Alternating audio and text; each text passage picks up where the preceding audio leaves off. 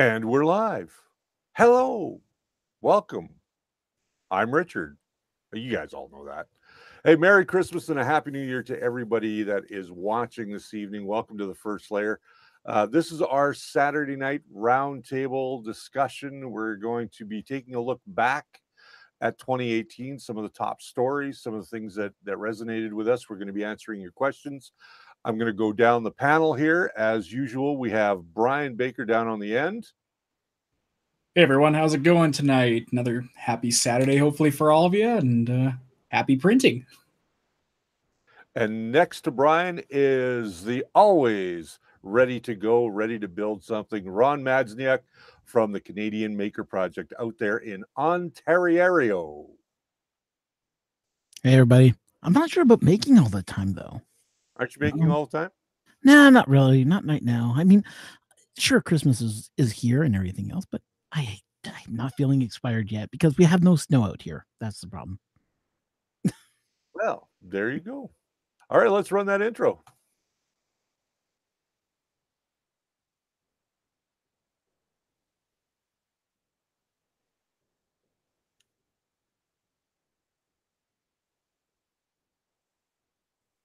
Well, that was a choppy intro, but thanks for sticking through it. Welcome to, well, we used to call it Coffee with Rich. Tonight it's Drinks with Rich and Brian and Ron. Everybody is on the panel tonight. We are doing our regular sort of show, as you guys know. And I know the title is a little clickbaity, maybe. You'll notice that it says we're done for now. And we are done for now. We are going to take a little Christmas break here. And of course, this is the last show of 2018. We will be back. Don't worry. We're going to be back on January 8th with a brand new episode for you. We're going to take all of next year and finish the projects that we started this year. We're going to talk about some of those.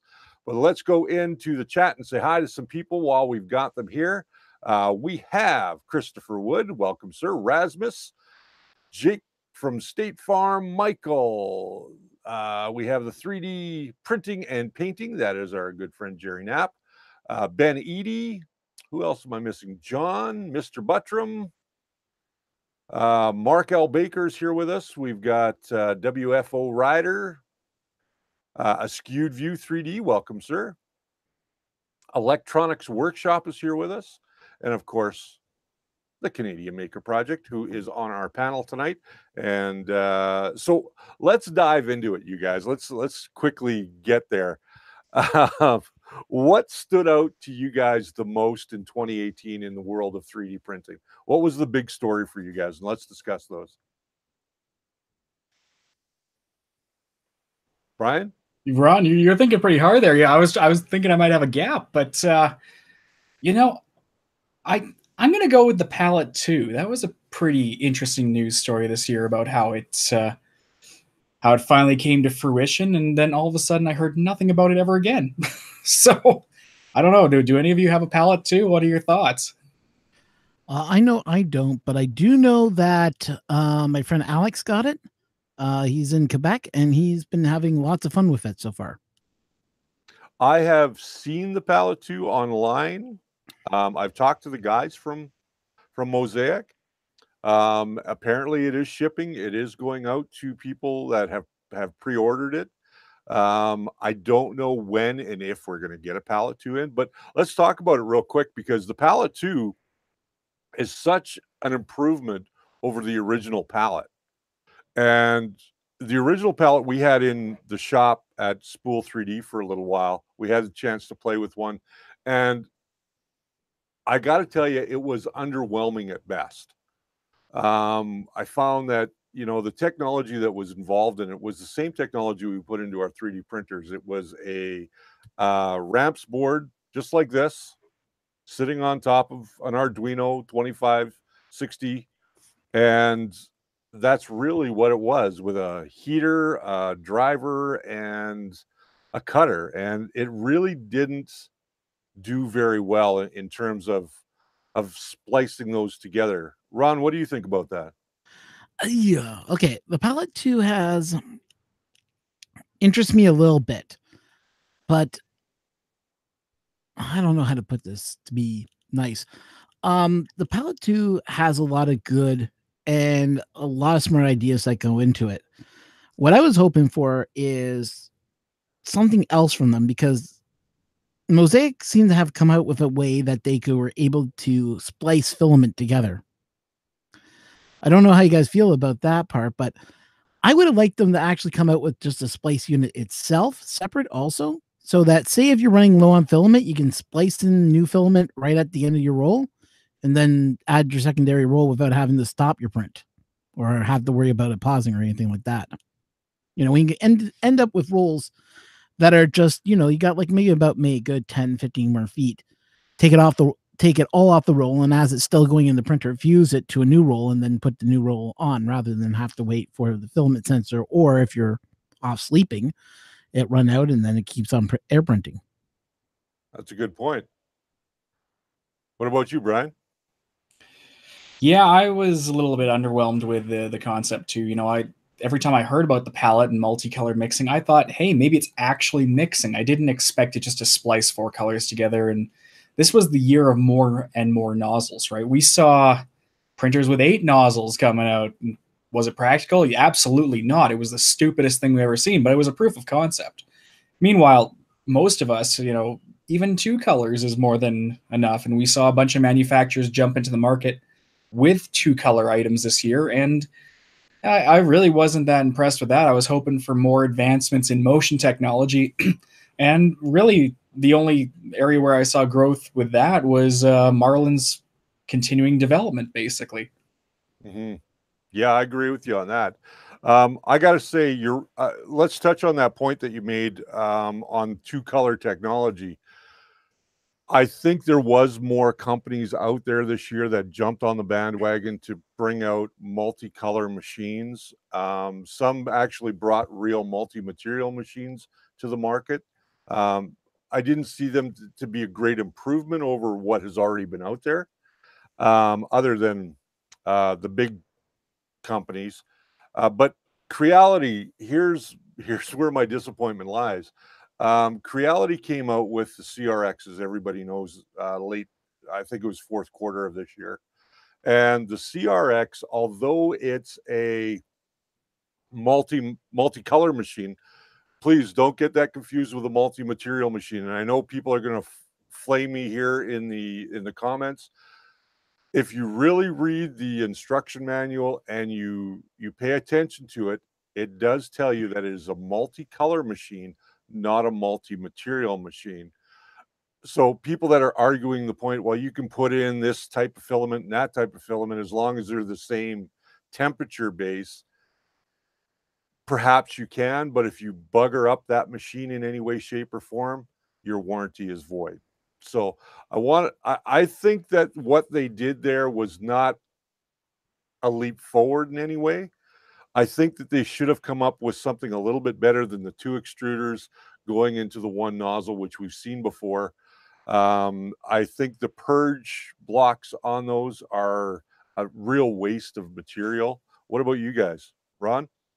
Purge blocks are needed, but yeah, it is a waste of material. I have to agree with you 100% on that one. Yeah, I did a couple of test prints with the files that they put on there. And the most disappointing one was the vase.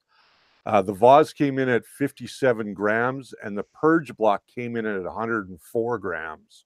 And that was using their sliced model. So now I do understand that slicers now have improved upon that. So you're not making a solid block. So maybe that could play to Creality's benefit in the new year with the CRX, because it really didn't see a high number of sales, I don't think. Brian? Yeah, I didn't see that system moving much. Again, due to that purge block. Funny you mentioned that, because my buddy bought one of those M3D Pro Megas on Kickstarter, and it finally came in. And to their credit, this time around with their generation, they put open source firmware on it. I think they put a duet in there. So my friend's been using the new Cura, and the purge block is now a hollow cylinder. So it doesn't purge nearly as much material. at least on that machine. But these mixing nozzles is not the way to go. I emphasize that I'm pro multi-material and not pro multi-color, because my end game goal is to get a print built with super cheap filament in the supports and then a thin layer of washable filament so that I can get that nice smooth bridge in between the parts, because that's really what separates FDMs from resin, is the ability to print those weird little details with the finest of supports. And right now that's the big limitation of FDMs. So I really haven't seen anyone come out with a good concept for multi-nozzle, multi-material yet, and that's what I'm kind of hoping for next year, is that we have some more advancements in that area. Well, we're right on the edge of 2.0 Marlin coming out, which has significant improvements, as we've discussed in the past. When that drops, I don't know, but we're also going to see a brand new update to, I believe we're going to see another update to Simplify 3D, from what I understand.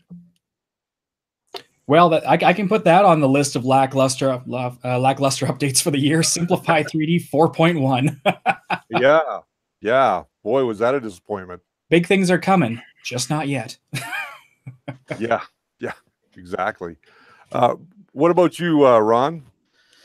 Whew, yeah, Simplified 3D.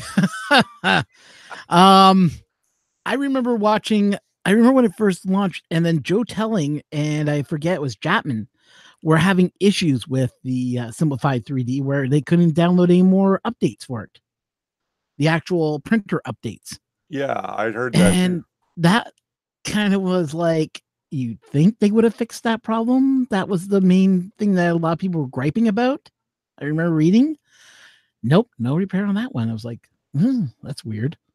Well, there was a little bit of an update to that, but there wasn't much fanfare. Basically, Simplify 3D came out and said, we limit the number of profiles you can download on a user account, because that's kind of a metric to show that you haven't pirated the software. Because if you're downloading 90 printer profiles, you probably are contacting them because you have a business of some sort. You're not running off a single license. So it's their form of DRM, or kind of, I guess, pirating mitigation. And it was only downloading these profiles. I don't think I've ever downloaded a profile from them. Has anyone downloaded a profile from them? I've never done it. Yeah, I don't have Simplified 3D to prove it, so. Yeah, I've never heard of someone using the feature. I mean, I just use the built-in profiles, and again, they wouldn't give Joel there a number for very valid reasons. If they tell them 80, the pirates are going to download 79. So the biggest problem, I think, with Simplify 3D is that it's a very closed development group, and as a result, the growth of it's going to be limited until they actually build a development team. I think, speaking of those types of software, I think that Cura really gave Simplify 3D a run for their money this year. And although they had a couple of missteps when they launched their new version, 3.5, now we're up to 3.6, I still think that Cura went the extra mile. And it almost makes me wonder, is Simplify 3D worth the money anymore? Ron, what about you? Kira, you have made my life a living heck. Ever since 3.5 came out, I've had nothing but headaches with that thing until Brian here broke the news that, oops, they goofed up on the Creality printers, which 2 of my printers are Creality now. So as much as I liked Cura, I had a lot of gripes with it because I thought I was doing something wrong, which led me down a pipe of going, what the heck am I doing wrong? Then finding out, oh no, the slicer's all goofed. So I was like, okay, well, that sense. But I'm actually looking at walking away from Cura over all the debacles that have been happened so far this year. Okay. What about you, Brian? It's funny you mention that, because I'm on the exact opposite fence. I've gone full Cura, and I'm not even touching my S3D install. And it's because once you understand all the settings in the back end and what they're trying to do, you have so much more flexibility. And the features they have been bringing out that they are deeming as experimental are, in my mind, finalized features. The tree supports is one of the greatest things, and I was anticipating Simplified 3D would have dropped tree supports. Cura, they've added in adaptive supports, so you can add and place supports simpler, identically to Simplified 3D. I just don't feel like it has any benefit anymore, and I'm kind of bummed out that I bought it. And this is, the bane of them not offering trials is there's no way to play around and compare it until you've bought it, and then nobody really wants to ask for a refund. So I've been going full board on Cura, and to Ultimaker's credit, their CR10 profiles kind of junk, but the Ender 3 profile has been surprisingly good. Right from its iteration, I think it was 3.4 they came out with their first one. So I don't know. I think they've come a long way. I'm a little bit. There's a couple of things I am bothered with still with Cura. Number one is they're just pushing so many updates. They do need to group them together into quarterly updates or something there, just so you have a bunch of new features to review and you have time to dial it in. And they also need a better system to help you transport your profiles in between computers. I am suffering right now from the machine you're seeing me on right now has a perfect profile for my Ender 3 beside me. But my CR10, the dialed in profiles on my laptop in the other room. Good luck trying to migrate them back and forth. There is no nice method. That's a great point. I mean, for me, everybody knows I'm a Simplify fanboy, but at the end of the day, in using more Cura this year and having done more tutorials on Cura this year, I kind of found that once we got to 3.5, the improvements, some of them were good, some of them weren't so stellar, but when they adapted to 3.6, and now they've got, of course, that the user guide in there, the Cura guide. I think for anybody new to Cura, that guide is an invaluable resource because it's very easy to understand. And once you've installed it as a plugin, and I'm going to talk about plugins in Cura in just a second, but I think that they've done a fairly good job of making it now a little easier for somebody coming into 3D printing to upgrade from the version that they get with their printer. Now, that being said, most people don't know about the plugins, and I think that the plugins are a benefit and not a benefit. And I'll tell you why I feel that way, because there are some great plugins in there, but if you don't know how to use them and you don't know how to install them, some of this stuff should have already been installed in my mind, but you have to go in and install it as an extra feature like this, like the Cura settings guide. That should be implemented right in the build. It shouldn't have to be a plugin that you put in. What do you think, Ron? Well, I agree with you right there. I mean, that guide has been a oh, sorry, I'm getting a little choked up here. Has been a great feature that they added to it. I just wish I didn't have to download it just to have it. And a lot of new users that are going to be going into 3D printing, I always recommend Cura for their first time going into it because it's such a simple program to learn to slice. But the problem is when you don't throw in all those extras that you have to actually download, a lot of people are going to miss out on them and not know about them. And as I try to aim it more towards beginners, like what we do here, we're seeing it time again that people are like going, "Huh? How do you download it again?" And I gotta walk them through it, Yeah. step by step by step. And it's just annoying at times. And that's why, don't get me wrong. I love Cura for what they're doing. I just want to see what other slicers are doing also, because I hear other slicers are better at other things, but Cura right now is the best way to go. But with the way that they're doing it, they need to fine tune a few things. I agree. I agree 100% on that. I'm hearing here that Simplify 3D or Slicer, pardon me, the Slicer PE is going through a major update in the new year. So thank you. I saw that in the chat. I'm trying to watch the chat and watch you guys at the same time. I haven't used Slicer or Slice 3R, since I had my very first printer. And at the beginning, I found it very confusing, very hard to use. I've never used Repetier, so I can't speak to that. But Cura, in my mind, I'm wondering why now I would want to run out and purchase Simplify 3D. With Cura being the way that it is and having the knowledge that I have and it being good for novice users and beginners to kind of get their feet wet in 3D printing. And they're making it easier and easier all the time. So I think that it was a win for them this year, even though they had a couple of missteps. I think it was a real win for them overall. Another big thing that was a win, and you guys a win and a lose. The Ender 3. Let's talk about the Ender 3 a little bit from Creality. Yeah, I gave it a ball one. Well, you've got a Pro. Yes. Well, but can you really call it that different of a printer? Fundamentally, it is an Ender 3. Yeah. For my Ender 3, I've got the second generation of Ender 3. I didn't get the first generation. So mine came with a removable build plate and that sort of thing. It's not magnetic, but it is removable.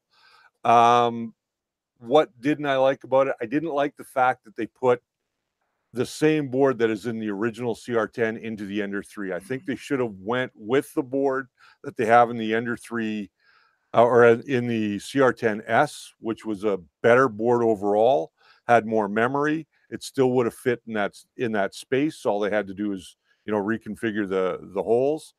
I think they could have had better part cooling, or not better part cooling, but better cooling on that board. Now, of course, they flipped it over in the Pro, and the air comes out the bottom. But I think overall they could have done some things a little bit differently. It's still a strong machine for a beginner. It's a great machine to get started with. Today in the studio, Brian and I were working with it today. We actually put a brand new board because I've blown 2 of those version 1 boards now. And I just had enough, and we put the MKS Gen L in the Ender 3 today, along with some heavy duty timers, the 2208s, stepper drivers. And that thing is almost dead quiet, Brian. Yeah, it's silent, but somebody decided to leave a non-trinamic driver on his extruder, and that's all I could hear. Maybe you're just going a little tone deaf and you can't hear those high frequencies anymore, but I could sure hear them, I'll tell you that much. Turn down your hearing aid. Wait, what? Oh, okay. Let's have a look at some of the things. Mr. Buttram says, I love my Ender 3. I need 3 more. Johnny says he likes his Ender 3. Best print of 2018. Wow. There's a segue from WFO Rider. Best print of 2018. Let's start with you, Ron. Oh, best build, best print. Oh boy. I can show you the worst print because I was doing some experimenting. But best print I've done. Oh, let's see. I don't know, really, because all my prints have been coming out kind of wonky to begin with in the first place. Because I'm working on that CR10. But one of the better prints I had this year is a print I downloaded off of Thingiverse. It's the model known as Yuma. I think it's pronounced Utah. UTUM. It's a Japanese model. Basically, it's a girl in a kimono, and it is about the ghost of Christmas, I think, the ghost of snow. And what she is that she would lure men to come to her, and men would be entranced by her look, would undress, and then would freeze to death in the snow. Isn't that Canada? That was in Japan, actually. It's a Japanese myth. No, I know. I'm teasing. Yeah, I know. That was Come to Canada, get undressed and get frozen. Yep. But that print turned out really well. And if I could find it, because that print was done with tree supports from Cura, which really blew me away, is tree supports in Cura. They just crack off. clean. No leaving things I have to sand or anything like that. So that was probably one of my best prints of the year I had. Ryan? Well, apart from the giant bronze Mario that was stolen from my vehicle, which I consider as more of a flattery than an actual insult there, I'm probably going to have to go with my biggest print that I still have yet to actually finish here.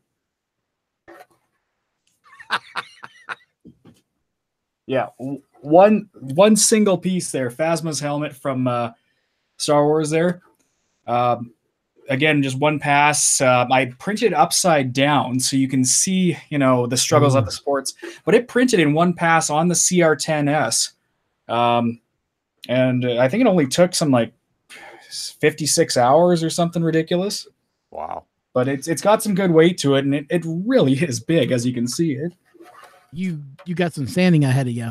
Oh, yeah. Some Bondo work. Yeah, it's... Hey, there you go. Give it to Richard and have him work on it as one of the projects. No. We've already got a backlog stuff to do. Okay, can I just remember how good you built the Halo helmet? That's all. Let's not talk about that. All right, we'll talk a little bit about it. In an episode where I was attempting to put together one of, what is his handle on Thingiverse? Big Fish Fry or something like that. He does the Halo helmets that you put all together. And of course, anybody who's watched the show that may have seen that episode, I'm putting it together, and as I'm meshing two pieces together, I'm holding them really tight, tighter than I probably should have been holding them. And it just kind of went sproing all over the place. And that's where I went, thanks for watching. That was at an hour and a half into that live stream. Yeah. Yeah. For me, I guess my favorite, my best print of the year, I'm going to say, was probably the Superman bust that I had to scale down. It came out beautifully. I still have to paint it, but you guys are going to see more of that in the new year anyway. But yeah, I wanted to do more on that, but I think that was one of the highlights because it came out so beautifully, and it took about a week to print, and I love that one. And you guys have seen it on the live stream a couple of times.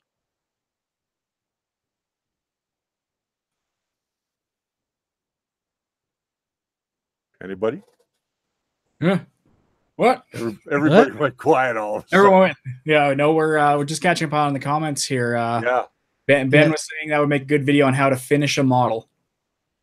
Yes, we are going to do more of that in the coming year. We should probably talk a little bit about that, eh, Brian? What we got planned? All the projects we actually plan on finishing this time? Well, I will show off this guy, seeing as he's at home now. For anybody that's not aware, this is the in-move head. It has servos in it. I still have a little bit of work to do. I have to finish doing the eye mechanism. We have all the servos for the eyes.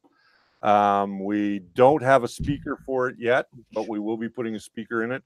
We've got the camera for its eye, so it'll be able to see, and we've got to come up with some microphones so that it can hear and understand people. This we're trying desperately to get done for the Calgary Comic and Entertainment Expo, which is at the end of April, which Brian is going to be joining me in the booth, sponsored by Spool 3D. And by sponsored, they're getting us a table. I'm not getting paid squat. I just like to hang out. Yes, you are. What? You get paid for the whole weekend, man. Oh, guess what? Guess what I'm going to do? Spend it all right back at Spool 3D. I'll just ask for store credit. Yeah.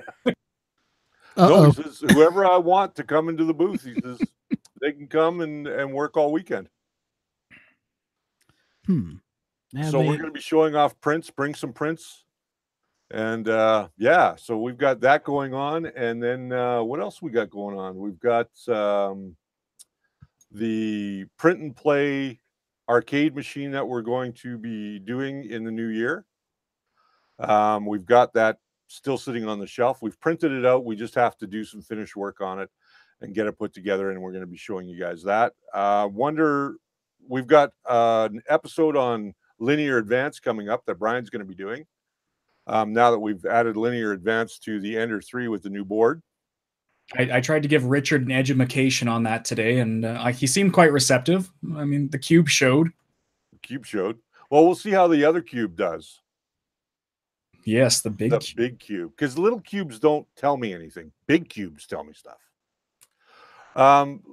Getting back to models this year, I got to say that, and I got to show some love to this guy. Gu Sang Kwan from Fab365.net. This guy does amazing models. This is one of his. This is the K9, as you can see from Doctor Who. This is one of his foldable models. You open up the door, you can see all the mechanism in it. The head moves, the tail moves up and down, and even the little wheels here, they move as well. So that's probably on the top of my list for designers this year and models. Malik 3 Design, Sergio Malik, is also on my list, along with Emilio Witt and Fragments, and the list just goes on and on. I've had so many great models this year that I just don't have time to print everything. Anybody else? This has been the year of Brian modeling, actually. This has not been the year of me downloading models. So I have been drowning myself, let's say, in Fusion 360. Got myself a good set of calipers, and I would much rather pay 3 times the price in plastic to make it myself than go to the Lowe's right behind my place to buy it. I actually wasted some time printing some washers the other night. Very cool. Ron? I'm actually going to be doing a few things this year. Well, in January, I have a course that I signed up for, which is Fusion 360, full in and out, so I can understand what I'm doing in Fusion 360 rather than just be the big guy that, send me your part, and then it's like, okay, go in Fusion 360 and fix it and take like 2-3 hours. Right. Learn how to do it faster and do it right. And I have another course that's going to go into full, I believe it's Tinkercad and how to import, export, but they're going to be going into a little bit more of the stuff that is more advanced in Tinkercad, which was kind of interesting also. Very cool. Idea of how to design a full item out of what Tinkercad gives you and show you all the extra tricks. It's all being taught by a guy that's familiar with that does training in what does he do? He basically works in plastics out here in this end of Ontario. So cool. Should be interesting to listen to him and see what else I can learn from some people that are dedicated in the CAD work and plastic printing. So that's where I need to brush up on is my CAD. I mean, give me a pencil and a piece of paper and I can draw you pretty much any design that I want to make. Trying to take that and fix it up in Fusion 360 or mock it up in Fusion 360 or SketchUp or any of those is just, I have a hard time wrapping my head around the 3 dimensions of it. If I'm building it from wood, it's easy, but it's different for me when I'm trying to take it into the 3D world. And Ben says Lars Christensen is back. For anybody that doesn't know who Lars Christensen is, if you're interested in Fusion 360, go to his YouTube page and by all means check out his tutorials on Fusion 360. They're just amazing and they're very easy to follow. What else we got going on coming up? Geez, I've had a lot of fun printing this year. I mean, I've just printed tons of stuff this year, and some of it got sold, some of it got painted. We're talking about maybe doing some classes here locally in Calgary. We are going to be working with one of the local colleges. We've had some discussions already about that. So anybody that's interested in 3D printing, we don't have a makerspace ourselves. So we are going to try and hook up with one of the colleges and do some seminars or something along that line there. Megs is back also. Yes, Megs is back also. You're right. 3D printing nerd. Or pardon, not 3D printing, 3D printing and painting, which is, of course, our good friend Jerry Knapp. Did you guys video the Ender 3 Gen L upgrade? Brian? You don't want to see how I did that. There's not enough copyright strikes left on our account to upload that video. There's a right way to do that and a wrong way to do that. And we fell somewhere in between. Yeah, we did a lot of experimenting, shall we say, and I think, you know what, I'm going to stand by it. After 8 months, I still cannot get a Ender 3 screen to work with stock Marlin. I don't know what flag we're missing every time, but we can never get it to go. Yet if we put any other screen in there, it works fine. You know who I want to talk about real quick, because he is in our chat right now, is a very hardworking 3D printing enthusiast. He paints, he prints like crazy, and that's Jerry Knapp over at 3D HP. If you're not familiar with Jerry Knapp, just look him up on Facebook at 3D HP. And this guy, if you are not a member of his Facebook page and you're not following him on YouTube, following his videos, his painting is just amazing. His skill has improved so much from the first stuff that I saw him put out to the latest stuff I've seen him put out. What do you think, Ron?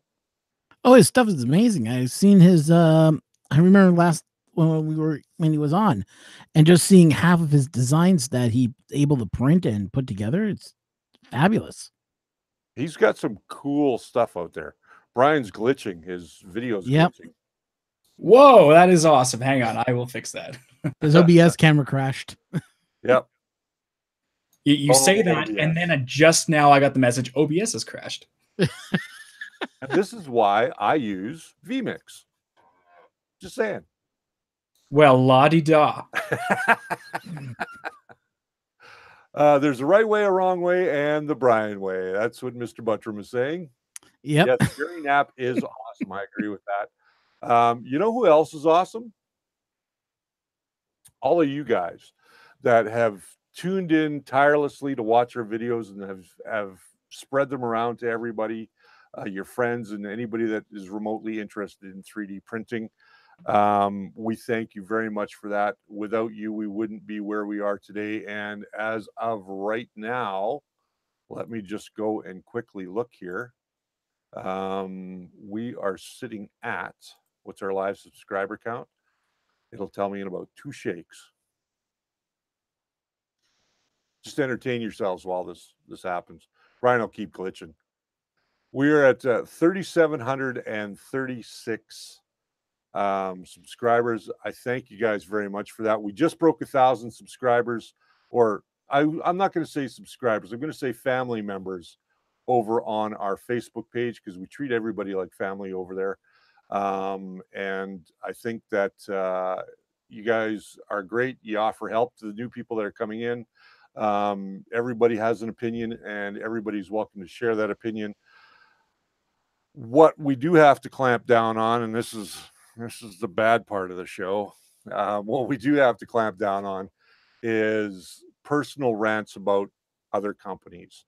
That's not really what our Facebook is about. Our Facebook is about helping people in this hobby grow further and grow farther. And this, over the past, 4 or 5 months, Brian, we've had to delete certain posts. I've made some posts that I probably shouldn't have made. In retrospect, I've removed them. And what we want to do over on our Facebook page is just keep that a nice, clean, family-orientated page where we can share our models, share our successes, share our failures, and help each other grow in the hobby. No, I agree with you. I do remember a lot of the posts that went up, and I remember how it was getting a little bit rough in the channel itself, and I know why you had to do that, and I stood by it because one hand, yeah, we had to do it, but on second hand, I understood what you guys were going through, and I was seeing it myself from everything that was going on in the channel. And you know what? Yeah, I can understand why you want to stay neutral. Yeah, and I mean, we have to at some point. We have to stay neutral just because at the end of the day, we want to be there to help, not hinder. And I know it sounds like I'm preaching here a little bit, guys, but that's what our Facebook is all about, and that's why we started it, was to be a large community of people that help one another in the hobby. Whether you're just starting out, whether you're um, uh, got a problem that has just come up on you and you've been doing it for a while and you just can't wrap your head around the problem. Somebody's probably experienced it and has moved on. Now, coming up in the new year, I hope that we're going to do a few more builds of new systems. We are trying to get some new stuff in for the show exclusively. Just to be transparent with you guys, I want to let you know that the show is still going to continue from Spool 3D for the next year, at least for the next year. And I couldn't be happier about that. I think that Spool 3D has been a great resource for us. They've been a big help for us. And you know, we've had access to stuff we wouldn't have access as a young channel to. So we've been able to do unboxings, which I don't get to keep. They have to go out on the floor. But I get to do the unboxings. I get to play with some of this new technology and find out for myself what's good, what isn't. And then I can help you guys make more informed choices. Is Jason from Friday the 13th a last video posted? Jason from Friday the 13th, I don't think that's my last video posted. He might be talking about something else. Maybe. I see that we have no camera on Brian, and Brian's still got a microphone but no camera. I'm here. I'm just fixing my OBS because I still cannot get my camera to retain its color settings. So unless you want to see me as a ghost, basically, I have to retune the colors every time. So sorry about that, folks. Yeah, it looks like some of your t-shirts going bye-bye. Later. Yeah, I'm having some fun green screen issues this week. Well, we'll work on that. I'm off for 5 days. See, to do it right, you have to have room, not like literally like 10 inches behind me. That's about all I've got right now. All right then. So I am going to get this mess behind me cleaned up, and we're going to start doing some more painting tutorials back there. You can see that there's a computer up on the shelf and a bigger monitor behind me. That is for my InMove project. We're going to have a lot of fun with this guy coming up in the new year. You guys are going to see it all. So that'll be an ongoing series as we go through me playing with it, playing with my head. That doesn't seem right. And there is the explicit flag. Demonetized. There's a not friendly, family friendly flag. So let's take some questions while we've still got a few minutes here. We've got about almost 20 minutes. Let's see what we've got. Anybody got any questions? You're off for 5 days. That's virtually a vacation for you, Richard. Ben's saying, yeah. Oh, you know one thing that we forgot to tap on? What's that? Well, the amazing model that was made of you also, that was done this year. Yes. There was actually 2 done. Oh, there's 2 of them. Okay. There's 2 of them. Let me go get the second one. You guys have all seen the first one. It's the big silver or gold guy in the background of the studio shot. But let me go get the other one. You guys talk amongst yourselves. I suppose I could try and pull up the model I was trying to make for Richard. I don't even know if I still have it on here, but I did try to blend his face into Pickle Rick. It resulted in some very very naughty innuendo thoughts from a lot of people. So I printed it in green, but it sure looked like an instrument of pleasure. Is that how we can say it? Oh, jeez.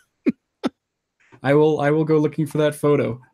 But let's just look at it this way.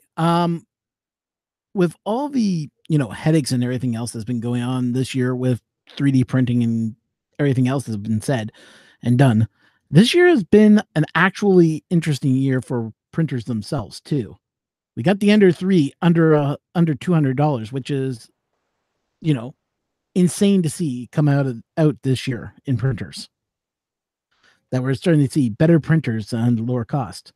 Yeah, we did see a lot of cheaper products come out this year, which is nice without a noticeable quality loss.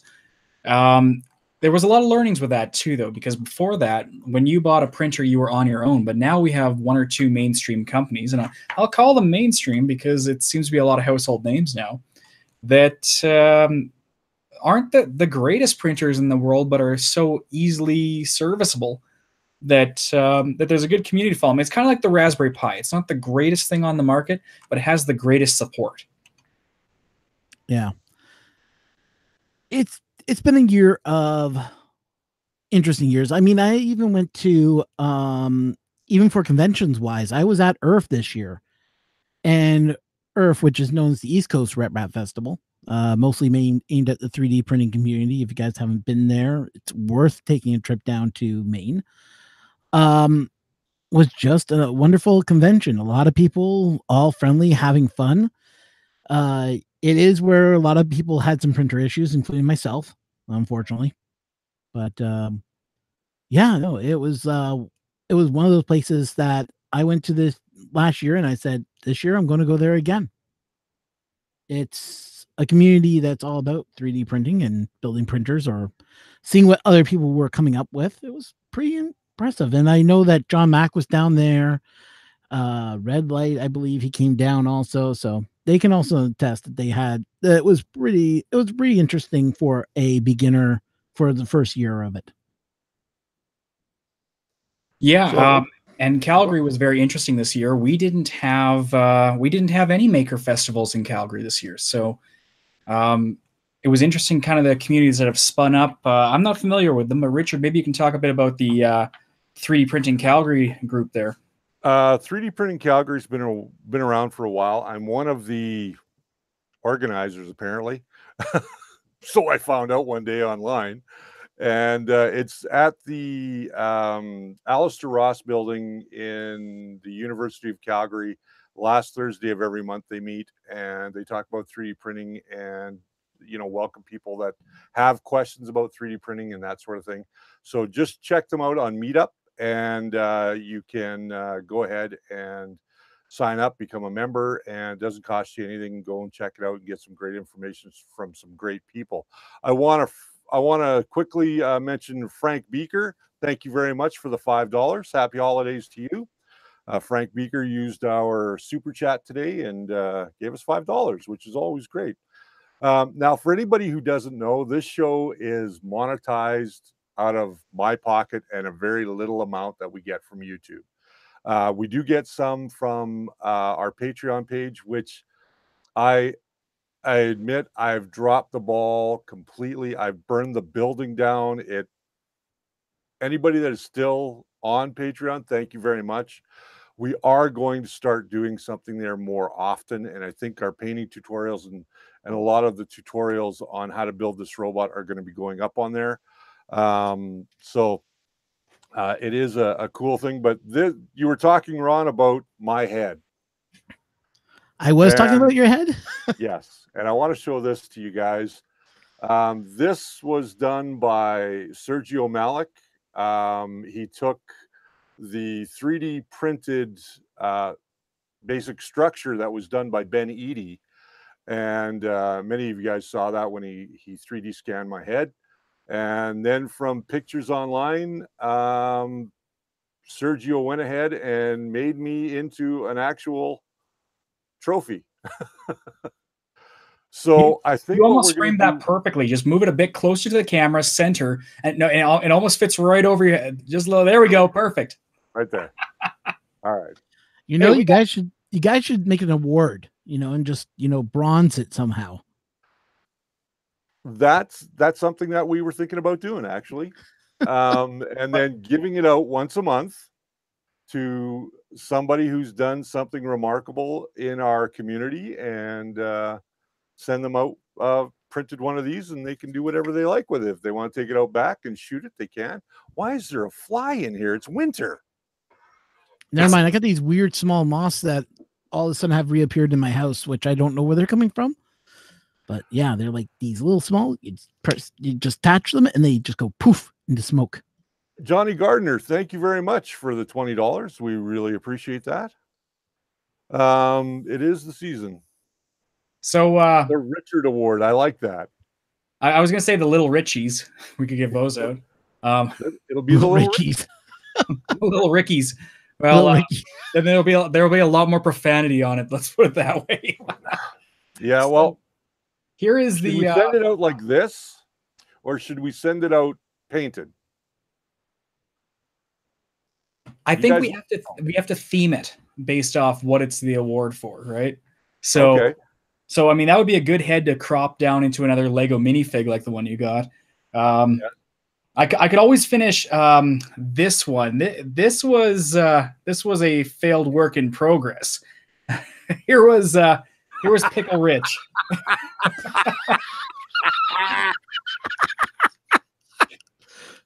It was terrifying because he doesn't have much of a neck. That is my new favorite print of 2018. Oh god!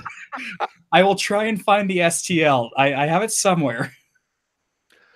Bronze colored filament, Mr. Buttram says, okay, this will go out in bronze colored filament once a month starting in January. What scanner was used? Actually, you know, the funny thing, when we did that episode on scanning my big fat melon, it was the 360 Connect, or the Connect 360 from from Microsoft. He had it connected to his laptop via USB. And it was using Scanect or Scanect. I'm not sure exactly how it's said, but you can find it online. I think Scanect is like $120. But don't think that you're going to get that level of detail from the scan. You will get that from the mesh, but you won't get that from the scan, just so you guys know. It looks like the swamp creature. Thank you, Ben. Yeah, it's not entirely wrong. Oh, I got a picture that's a little. I just found that picture that I was looking for. Uh-oh. Oh yeah, this was an experiment of all things gone wrong. Of me doing some 3D printing. Hang on, let me share it with you guys so you guys can get a little creeped out by this. Share it. That is supposed to be a Sailor Moon figurine that I was printing out. Yeah, that really went wrong. I think it went kind of right. It's creepy, isn't it? Take the blowtorch to that, or what? No, that came off the Troxy X1 when it was modified. When I actually did I was doing some changes to it, and yeah, that printed out. Wow. Then I decided, okay, well, maybe I can get a little bit more creepier. So give me a moment here, and I'll find the new one. That really, Ron? You're gonna get creepier? I recouped the design. Let's see if I can find it here. This is going back. I wanted to recreate the image again, and I managed to recreate her in even more creepiness way. Let me just show you guys. Okay, go back to share again. There it is, right there. I did that and I got that to appear on the Ender 3. You know, somebody NLTMW says that that looks like Sailor Venom. Exactly, that's what happened. Now I know how I caused it to happen, so now I can actually feel happy that I figured it out, because I was trying to figure out how in the heck did I make that, and now I know how I did it. I wanted to scare my friends, and I have now a full version now they can take to Earth and show us that here's the one I goofed up on, and just have them look at it and just go, whoa. Just see the reaction I will get. So let's talk about 3D scanning for a minute, because I see a lot of comments coming in. There are a whole bunch of different software products out there, a bunch of different scanners, and even this week I had somehow managed to come across another 3D scanning tool. This one is the creative one developed for Intel for the RealSense technology, and this one's supposed to be closer detail than the Kinect, but at the same time, given again the support, I've been looking at going back to the Kinect for 3D scanning, but the technology is just, it's still not there, to be honest. If your plan is to scan people, you're good right now. But if you want to scan figurines, I have yet to find anything of accuracy. Johnny Gardner, I have tried Clone, and my thought is that it seems like really good technology, but you have to have good lighting basically to make these things work. And Clone, given that I believe that's the one that runs fully on a cell phone, and that they want to sell you credits, it's not the way to go. But there is a new one, or I shouldn't say new, but it's still in development and fully open source, is a Windows application called Meshroom. And we're still experimenting with it to see if it's worthwhile for an episode. It requires a lot of computer horsepower, but the results we've seen so far are rather impressive, given that you don't need a 3D scanner. You just use photos from either a cell phone or an SLR, and then the computer takes care of all the locations and everything. Brian, what was the one that we were playing with in the shop that one day? That was Meshroom. That was Meshroom. And yeah, I've played with it a little bit. I tried taking some new photos the other day. I've got a figurine right here, which of course he's green, so you're not going to see like any of anything there. If I hold it over my body, then we might actually have some luck there. I cannot get the details on him quite yet in that software suite. So NLTMW says Clone seems to really rely on texture mapping to make the 3D object look better than the underlying structure is. And you know, that's part of the problem when it comes to guys taking game meshes. The texture map looks beautiful. Once you strip that away, it looks really, really bad. Like you can see the polygons, and the polygons aren't that refined. So when somebody takes that and expands upon it and makes an actual model from it, or an STL, there really has to be a lot of work that goes into that to smooth out those large polygons. Yeah, and unfortunately, I don't think you have any photos of your 3D scanned head, but it was very low poly. It was just merely as a frame reference, and all the artistic works you've seen so far of these models for Richard were people who've taken them into ZBrush or similar software and added a whole new level of detail just by their own looking at photos, basically. Yeah, it's I thought it was a cool technology to get you going. And you know, when somebody can take a very low poly of me and then turn it into this, or what Emilio did for the filamentarian, I think that's incredible amount of talent to take something that is so raw, just like clay, and then turn it into something that's a work of art. Or you know, I love this thing. This is great. You know, next year when we do the awards, this will be the award. Oh, we were speaking about Nightmare Fuel too. I'm gonna load this up, but I found the other photo of when I tried to print Pickle Richard at full size. It was it was pretty much a disaster. Bear with me while I figure out how to use this way crazy internet thing. All right, there we go. There's Nightmare Rich. I ran out of filament halfway through and switched from gray to silver. Wow. Yeah. So it's even creepier, but that's about the resolution of his head scan. That's what it came out to. So yeah, it wasn't very detailed. So yeah, all those people added all that crazy level of detail. Yeah. Even got the baseball hat right. Yeah. Yeah. And my glasses, the shape is almost dead on. So WFO Rider is asking, what are your goals for 2019? That's a great question. I'm going to start with you, Brian. Make my CR10 dual material extrusion. Partially just to see if I can, and partially to piss off Rich. All right, Ron, what about you? Oh, well, maybe hit 1,000 subs for the YouTube channel for the Canadian Maker Project. But great goal. also on top is to kind of make my CR10 even more creepier than Brian's. Oh, there's a challenge here going on, I see. Oh, you can't afford that. I'm gonna put like 7 Olsen rubies on there. They won't do anything. They'll just be hot glued on. It'll be on one of those DIY channels. You're gonna hug rubies on it? Oh, good Lord. What are my goals for 2019? Well, my goals are first and foremost to get done the projects that we started in 2018 and bring you guys a lot more content that is beneficial to you as 3D builders and hobbyists and beginners and advanced and help get more information out there, quality information.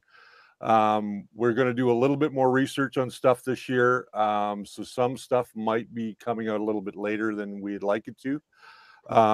Yeah, let's push Ron over 200. You see his link there. I want to get more of you guys sending in your maker spaces. Send us some video or some pictures of your maker space with a description. You can send it to our email at richard@thefirstlayer.com, and we will we'll put those together and we'll do a special episode where we just talk about people's maker spaces and what's in them. We're going to get a tour of my home maker space here once I finish getting it all organized, which I'm going to be doing over these 5 days that I'm off. And that way we can get the painting area set up again and we get back to doing some painting. So my goal is to just bring you guys better information, keep you entertained, keep you informed, and keep you a part of our community. That's pretty much it for me. I think I'm going to finally make a maker coin. I keep procrastinating about it, but I probably should have one. And I'd like to see another mail circular go out. So, as a community, if you want to get involved, let's get talking. Let's get a mail circular going. We'll print X number of coins and just do a big mail circle of coins. That'd be a great idea. Somebody mentioned the First Layer t-shirt that I'm wearing this evening. I can't remember who that was. Thank you for mentioning that. These will be coming available in 2019 as we work to get our website finally done and our store up. We will have t-shirts in the store for sale. We also are going to have stickers. We've changed the logo. It's not this logo anymore, although there are elements of this logo in it. We now have gone to that octagon that you guys have seen so much in the background, along with our official colors being the dark gray, the purple, and white. So those will be coming available. We're going to send some out. Another thing that we're going to be doing in 2019 is once a month, we are going to pick somebody from our YouTube channel. So you have to be subscribed to YouTube, and we are going to get your address, and somebody's going to receive a mystery box once a month. It could be a Pickle Rich. It could be a Pickle Rich. It could be some filament. Could be several filaments to try out. It's just something we're going to experiment with. If this is something that you guys like and it gets good reception, when you get something from the First Layer, I really want you to do a little filming on it, or take some pictures of it and post it on the Facebook page if you're a member over there. If you're not, you're always welcome to come over there. Spread around the message of the First Layer. We are trying to bring you guys the best information that we can and keep you guys educated, and gals. We need more women in our group. We don't have very many. I looked at our metrics the other day, and 72% of our viewing audience is not subscribed. So that 72% that's watching right now, that's you guys right there. Subscribe to the channel. Help us get over 5,000 this year, or even over 10,000. We'd love to get over 10,000 subs this year. What else? I was on a track there. Oh yes, women. We only have 0.7% female audience. We need to bring up our female audience a little bit. Maybe they don't want to look at an old hairy guy like me, but we have young, handsome guys like Ron and Brian on the show. We are going to be launching a brand new live stream in the new year, probably in February. As most of you guys know, Hangouts are going away in their current form. Brian can speak a little bit more to what's going on with Hangouts, and then I'll come back and tell you what we're going to do. So Google, in its time-honored tradition of destroying a good thing, as much as I love them, they are trying to migrate away from Hangouts, and I kind of do understand what they're thinking. The problem is they're not really catering to everyone. So right now, the plan is to completely separate the functionality of Hangouts into a video messaging platform and then as a separate texting platform, basically, which from every screenshot I've seen looks like, hey, we're trying to reinvent LinkedIn because LinkedIn became the new Facebook, which became the new Tumblr. You know, it's just a giant junk mess. And unfortunately, YouTube is not yet addressing the creators. And so I think rather than risk having any kind of outages, we're going to start investigating some different platforms for providing these live chat shows, just because there are better means. We can get better video quality.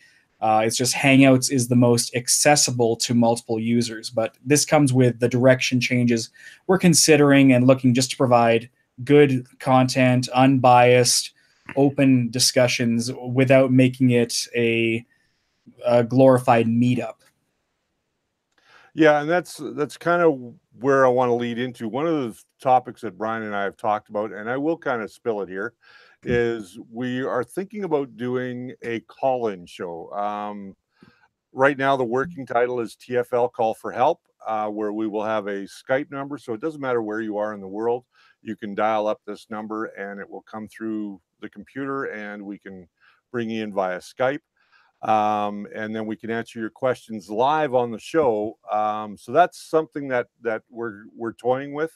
When we do launch that, we'll probably give you guys a real heads up when that's going to launch.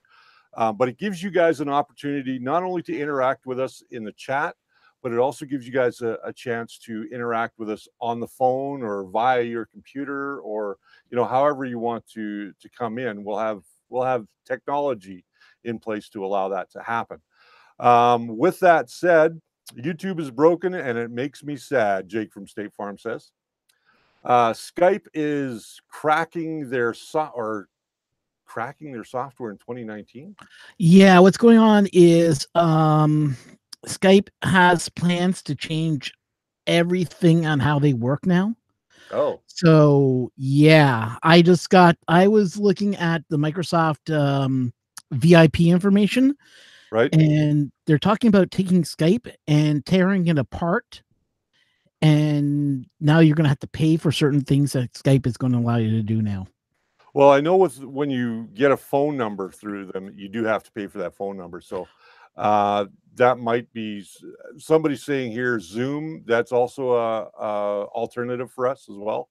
But we will make it accessible so that you guys can still interact with the show. Just that as Hangouts go away, we have to find something to do to keep this live stream going. And we really appreciate each and every one of you guys for tuning in. And for those that watch in the after show or watch this in replay later on, we thank you very much for coming by and sticking with us and listening to us rant on and answer your questions. With that said, I'm going to say pretty much good night to everybody. It is 8:08. We're gonna kind of cut down a little early tonight. We're not going to do our normal 2 hours. I'm going to start with Brian. Yeah, thanks for everyone coming out. This has been a crazy year for growth, and with me joining the channel midway through, basically on a formality, it's been interesting to see how this community has grown and how really it's a great supportive community. Everyone out there, really appreciate it all, and take some time off this holiday with your loved ones. We've all neglected our loved ones thanks to 3D printing this year.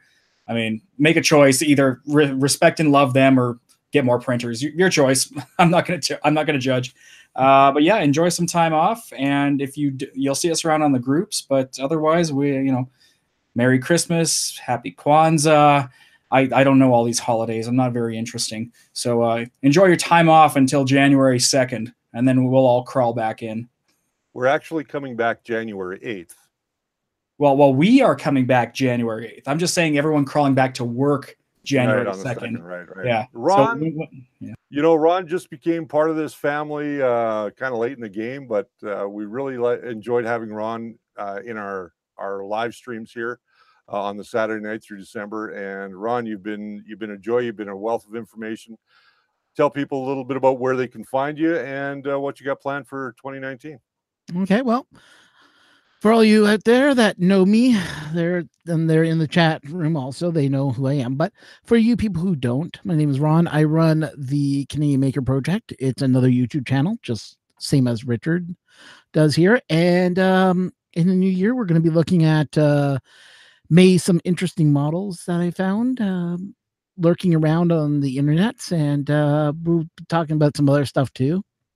Also, I'm hoping to get a little bit into the show you guys some maker spaces around that I've been talking to, and hopefully they'll let us in to film, and love to show you guys what they're doing out there. So, yeah, and that's all coming in January. So, well, we look forward to all the great things that your channel has to offer in 2019.